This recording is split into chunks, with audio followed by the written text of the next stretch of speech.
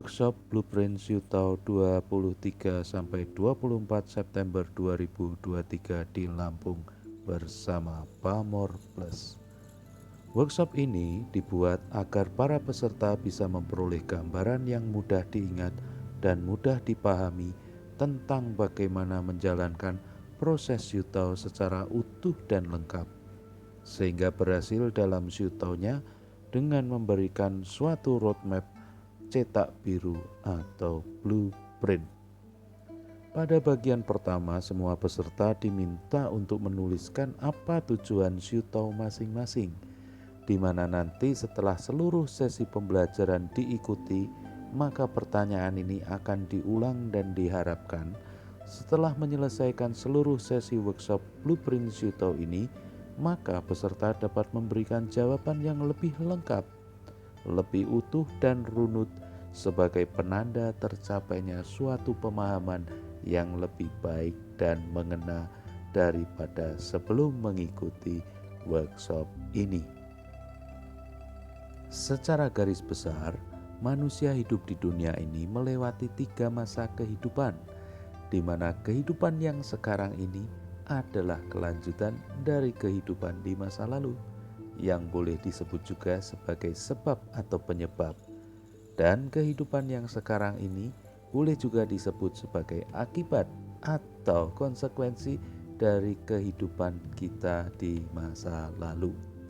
Selanjutnya, kehidupan kita sekarang ini akan menjadi sebab atau penyebab bagi konsekuensi kehidupan kita di masa mendatang, atau setelah kehidupan jasmani kita di bumi ini berakhir, lalu dilanjutkan dengan episode kehidupan abadi dalam ranah spiritual, bukan jasmani lagi.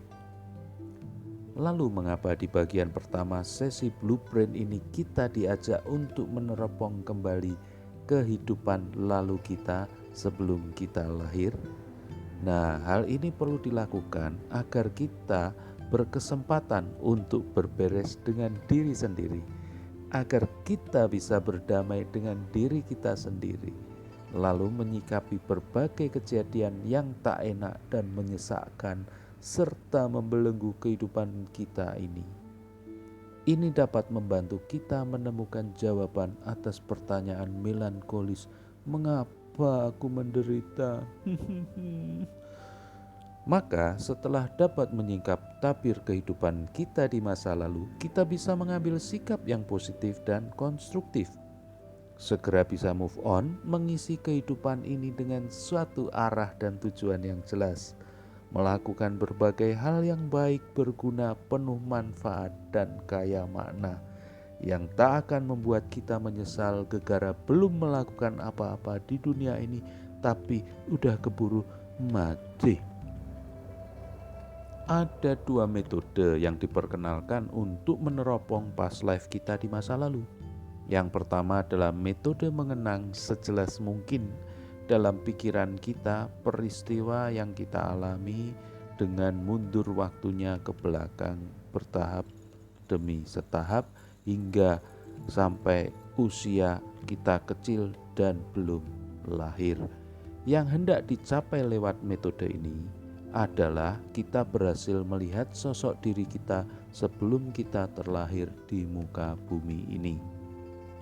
Metode yang kedua adalah dengan teknik Cinco disertai permohonan kepada Dewa atau Fofasen untuk ditunjukkan siapa diri kita di masa lalu.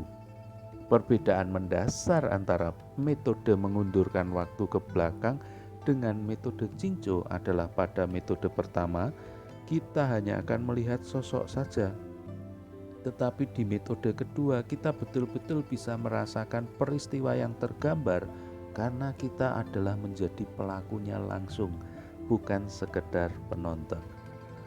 Kembali pada tujuan melakukan peneropongan ke kehidupan masa lalu atau past life kita adalah agar kita bisa mendapatkan penjelasan mengapa kejadian-kejadian tak mengenakkan terjadi pada diri kita.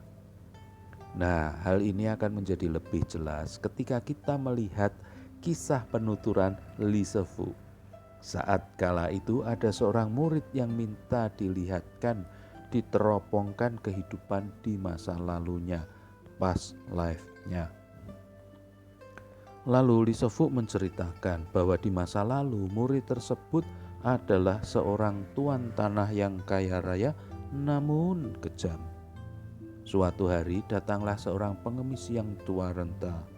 Pada momen itu si murid bukannya muncul rasa belas kasihan, malah marah-marah kepada si pengemis sambil mengacung-acungkan tongkatnya ke muka si pengemis itu. Waduh, naasnya tongkat si murid ini malah mencolok mata kanan si pengemis sehingga menyebabkan mata si pengemis ini menjadi buta. Duh, kasihan sekali kan si pengemis itu. Mendengar kisah yang disampaikan oleh Lee Se-fu, si murid ini pun sontak mengakui dengan jujur bahwa belum lama ini tiba-tiba mata kanannya menjadi buta. Dan kagetlah semua orang yang mendengar kisah ini. Nah, maka dari peristiwa ini dengan meneropong masa lalu bisa menjelaskan sebab musabab keadaan tidak enak yang dialami di masa sekarang. Jadi inilah manfaat yang mau dipetik dari proses meneropong past life kita, yaitu kita bisa membangun satu sikap hati yang ikhlas, bisa menerima suatu keadaan tak enak, keadaan yang sesak dan membawa sebuah rasa derita. Kita menjadi sanggup untuk menyelesaikan periode derita ini tanpa mengeluh, tanpa menyalahkan siapapun, dan bersedia mengambil tanggung jawab melewati masa kesesakan itu dengan sikap hati yang mampu berdamai dengan diri sendiri, bisa clear dengan diri sendiri, dan selanjutnya bisa move on, mengisi kehidupan dengan kegiatan berguna dan bermakna yang lebih baik. Karena masa lalu itu sifatnya adalah given atau terberi dan sudah tidak bisa kita rubah. Untuk bisa meneropong past life ini membutuhkan latihan yang mencukupi dalam hal Jingco kita. Nah, menutup catatan belajar pada bagian pertama sesi past life, nikmatilah suara merdu Mas Bagong bersama teman duetnya di aplikasi karaoke online Wishing. Nanti kita lanjutkan lagi bagian kedua dari sesi past life yang jauh lebih seru.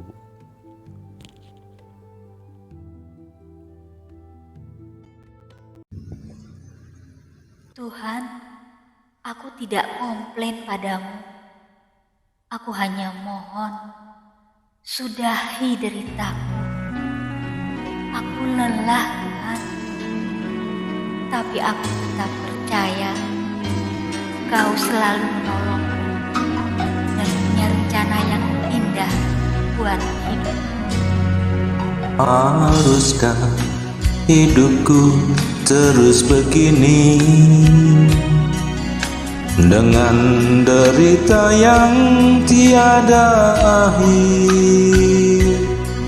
Kemanakah jalan yang harus ku tempuh agar ku bahagia?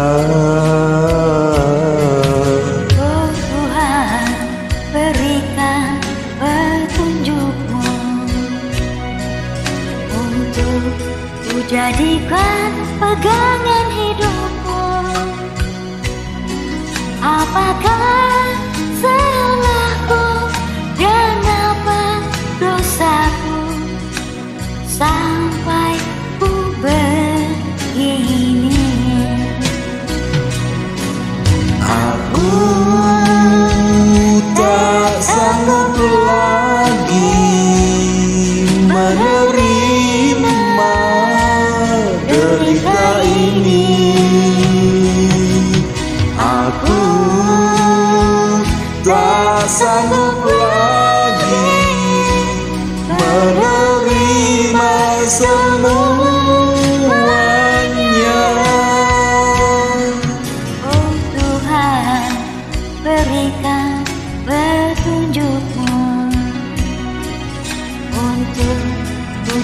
jadikan pegangan hidupku.